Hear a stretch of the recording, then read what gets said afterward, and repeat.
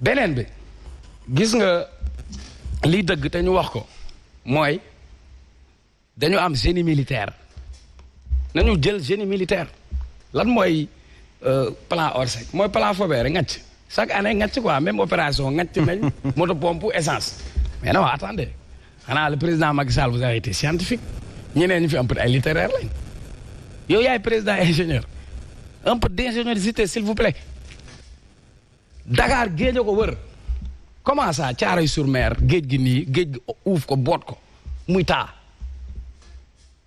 nan la ñu mën a waxee Cambérène day taa te géej gi wër ñu waxuma sax jël def ay drainage woo génie militaire ñu xotti ay yoon def ndox mi mu jàll question de volonté politique parce que bi ñu bëggee defar terre on a déplacé des maisons aller à Thiaroye aller à Guinaw Rail demander aux impactés dañ leen a dindi xotti ay yoon pour seen terre bi mën a teere ji te teeragul ba tey on a mis des milliards bi ñu bëggee defar BRT demal Grand Benn dañu tegg ay kër xotti ay yoon kon su ñu amoon volonté régler la question du cadre de vie de l'habitat loolu lañ doon def mais fii opération taaba opération nañu ngàcc ku nekk ki yor kopp après mais allez-y waaw parce que ñi koy wax xam nga loo dundul mënoo koo wax malheureusement Sénégal gars yi ñu toog ci bureau yi takk cravate même ministre bi keroog bi muy dem costume la sol dunduñu ko parce que ngàccuñu xamuñu am na kër yoo xamante ni demal jàmm gën ci yenn zone yoo xam ne nit ñi ci kaw ndox mi lañ nekk am ñoo xam bi ñu juddoo ci inondation lañ juddu ci lañ màgg ci lañ takk jabar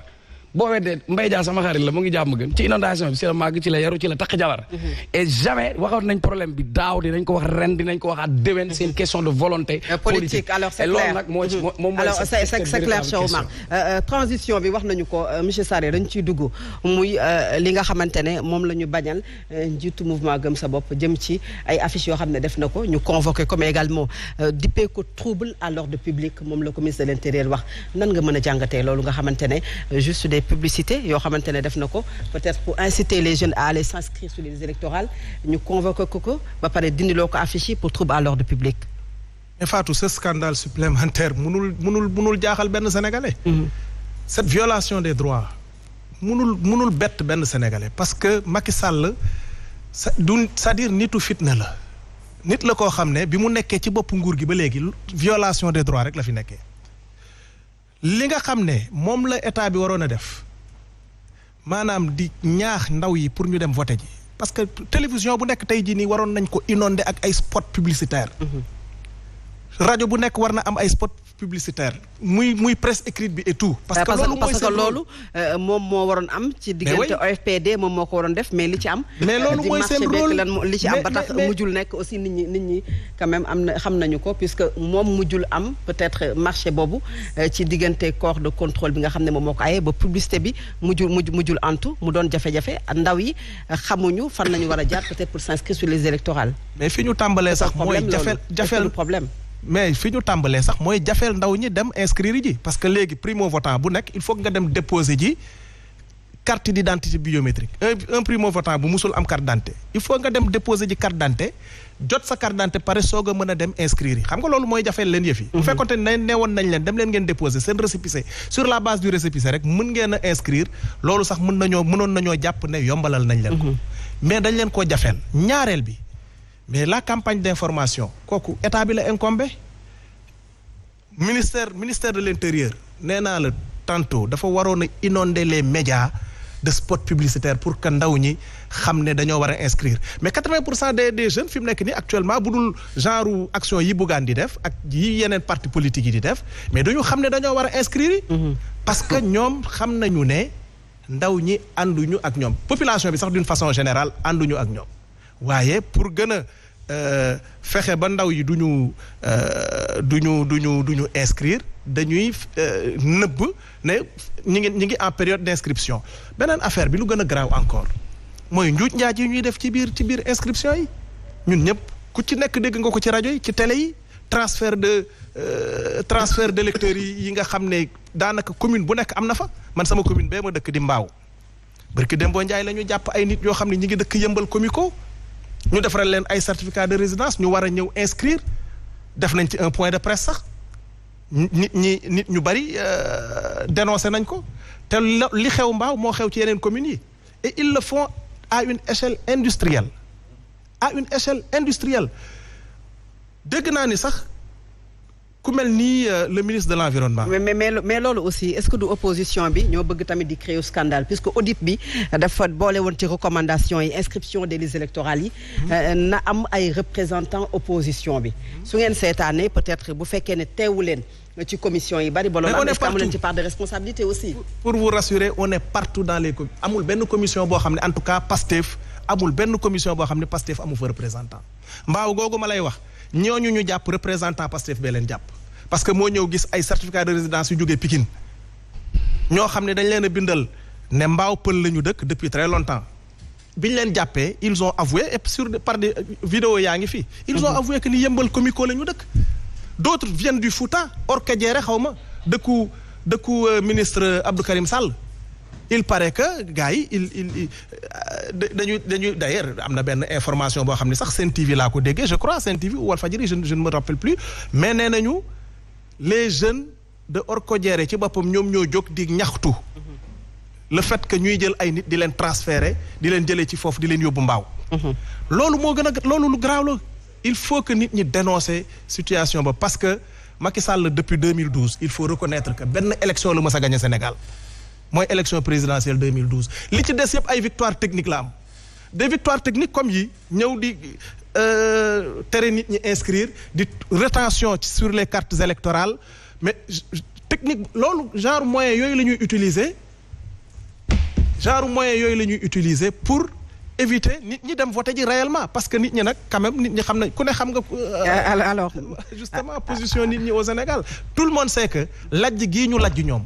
depuis 2012 normalement 25% ya mu amoon 2012 sax waratu koo am te sénégalais yi wan nañ ko ginnaaw d'une façon inondation yi wane na ko ni ko Cheikh Omar Talla waxee léegi une presqu'île boo xam ne mënoo daw 5 kilomètres yoo xam ne jotoo géej mais loolu nan la ñu mën a taxawee bay am aveu bii nga xam ne moom la sama xarit bi aveu d'échec parce que il dit que ni ku ñëw aussi tu vas échouer moom nañu xam ñoom li ñuy def waaye ñun bis bu ñu ñëwee bis bu ñu yàlla dénkee nguur gi incha allah loolu lu yomb lay doon parce que 750 milliards su fekkante ni am nañ suñu disponibilité. ces promesses là gëm sa bopp def ko yéen Pastef def ko keneen loolu la politique yëpp di def en fait monsieur Sarré 750 ñoom milliards politique yëpp loolu la ñuy def avant ñuy jot affaire relogement yi.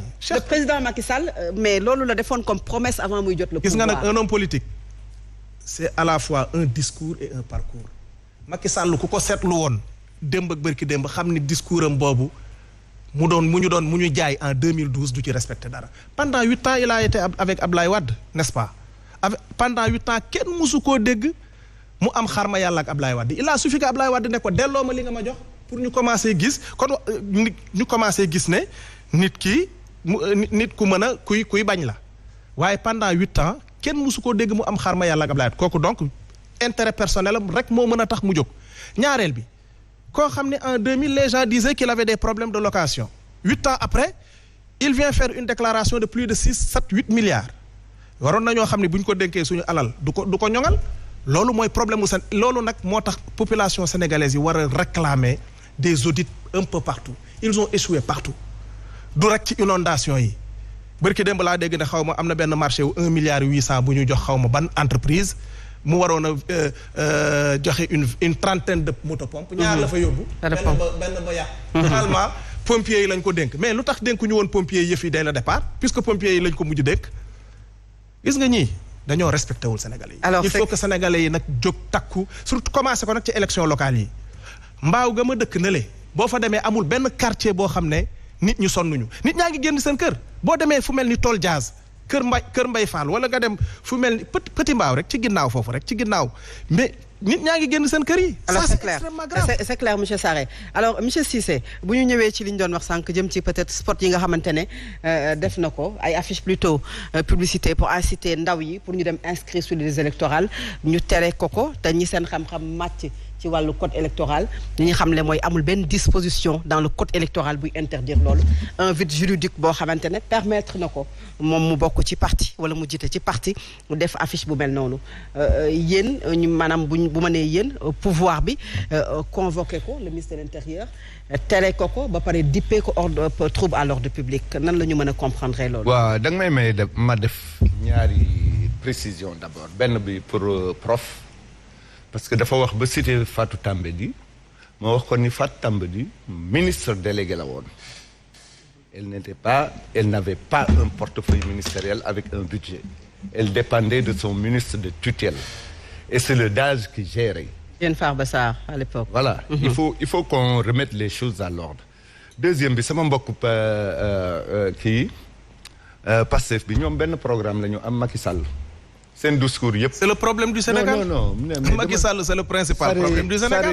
Il est omnipotent, omniscient. Voilà quelqu'un boo xam ne nit ñi yàlla lañ ko jàppee.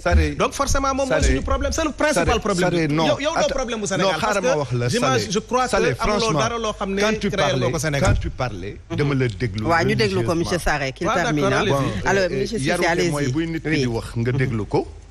buy wax tamit nga bañ ko dagg. même bu la naqaree. bu defee pincement de cœur tamit nga muñ ko parce que booy wax daf may naqari mais damay noppi. bu la naqaree da lu neex sénégalais naqari na la. du ma la dog. Allez-y monsieur Cissé. amal respect ci man ak téléspectateurs yi. non ça suffit c'est bon j'ai entendu allez-y. bon ñoom benn programme la ñu am Macky Sall kenn du la wax duñ la wax mukk buñ fi toogee lan la ñuy def. léegi ma ñëw ci affaire affiche yi xam nga c'est la première fois au Sénégal. Depuis que ñooy def élection un parti ou un mouvement def affichage def ci turam ce qui est interdit par la loi. Et les affichages du président Macky Sall. qui est également chef de parti. non xaar ma déglu ma Macky Sall lu muy affiché mooy li muy def ci réew mi c'est le président de la République bu amee ay gan wala muy def lenn day affiché mais dama la bëgg a wax ni loi électorale. dañ ko war a respecter parce que booy wax leen ne na nga dem ci loi électorale bi. kenn musul affiché en période d'inscription ak yooyu def ci sa logo. ça n'existe pas. c'est de la propagande pure et dure et c'est interdit par le code électoral. mais ban article nga ñu jox ne moom parce que loi bu 28 janvier 1983 loi boo xam ne dafa obsolète la. yow tu parles de 28 janvier 83. alors qu'il y a eu plusieurs révisions de la loi. non mais révision c'est-à-dire que loolu laa la wax ne y a un vide juridique dans le code électoral. amul lenn loo xamante ne moo interdire cette publicité. da nga may déglu. waaw déglu la kay moo tax ñu teg la. période de propagande dafa am. déglu la moo tax ñu teg la fi. non c'est ahurissant. parce que ñoom ci seen bopp ils organisent des caravanes ak seen ay logo seen ay photo di wax nit ñi dem leen ngeen inscrire. li mooy wane mais loolu mooy wane amul respect ci ñu ñuy déglu. mais loolu mooy wane muy coupé. waaw monsieur Sarré ñu bàyyi ko moom. li mooy wane moom amul respect ci ñu ñuy déglu sax. on vous écoute monsieur Cissé. parce que bu may wax muy may dagg non attaqué wu ma. non attaqué wu ma la mais dama def un constat. wax nga fi affaire yar wax nga fi ay non dama def un constat da ngay wax ñëpp dañoo noppi déglu la. voilà bu may wax tamit da nga war a noppi. mais soo waxee lu ahurissant nit ñi coupé la ce que tu dis là est ahurissant. bu la méttee nga bës sa xol. quand tu dis quelque chose d'ahurissant. mais bu la méttee le débat n'est pas personnel s'il vous plaît. monsieur Sarré monsieur Sarré. alors vous deux répondez à la question s'il vous plaît. le débat n'est pas personnel. période bi ñu nekk la loi électorale ne permet pas la propagande. propagande ñu ngi ko bàyyi. ñu ngi ko d'accord accepté bu ñu ubbee nekkul dati la campagne électorale mais jusqu'à la veille de la campagne électorale propagande amul. moi je faisais partie comme seen Aljuma Sow ci commission bi dégg nga donc wax fii yenn yoo xam ni xamoo ko fekkee woo ba ñuy négocier dafay métti moi j'y étais et je connais tout ce qui s'était passé là-bas. parce que ñoo doon toog di wax. mais loolu est-ce que dañ ko wax parce que li ngay wax nii la société civile bi nga xam ne ñoo nekkoon ci dialogue boobu ngay wax. li ñu xamle dafa leer une société politique. non. ah mais si vous rendez compte parce que les gens dañuy jël teg fële loi bi parce que xam nga Sénégal lu fi gën a bëri. les gens la société civile bi joxe loi bi weesu ba joxe article 289 ci alinéa bi. c'est une république qui a sa loi fondamentale. qui a ses lois ordinaires yëpp c'est normé c'est une république normée c'est pas quelque chose bu ñuy def nii. en période période bii ñu nekk ban parti nga gis mu def affichage à part gëm sa bopp ba pare def ci sa logo xam nga bu fekkoon ni dafa def inscrivez-vous sur les listes électorales sans pour autant mu def ci gëm sa bopp kenn mënu ko jël comme propagande. Alors c'est clair, c'est bon? Alors c'est bon. monsieur Diallo ñu ngi wax affiche yi nga xamante ne def ngeen ko mais affiche yoo xamante ne bu yamoon rek peut-être ci dem leen ngeen inscrire wala logo boo xamante ne buñ ci gisee gëm sa bopp mais photo ki nga xam ne moo jiite mouvement bi photo bu fës lool boo xamante ne moom également boo xoolee pour dem inscrire da nga koy bàyyi xel est-ce que loolu jegewul propagande. ana may faral di dégg mag ñi ak kilifa yi di wax ci nasaraan l'incompréhension n'est autre qu'un signe d'insuffisance intellectuelle.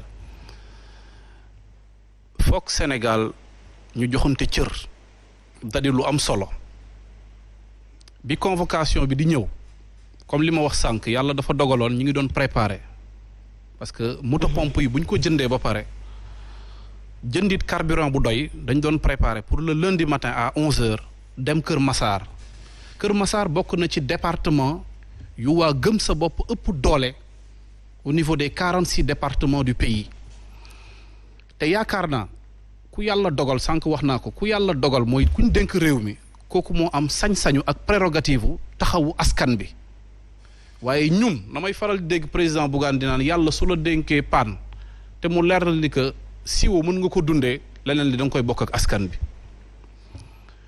foog nit ñi comprendre une chose parce que ñun dañu toog ba après midi bi à 17h le commissaire woo ko téléphone ne ko vous êtes convoqué demain au niveau du commissariat central pour affaires vous concernant ce qui est extrêmement grave parce que moi le vendredi j'étais au niveau de la préfecture pour prendre notre mandat au niveau du département de Dakar mooy luy fédérer les 19 communes du département de Dakar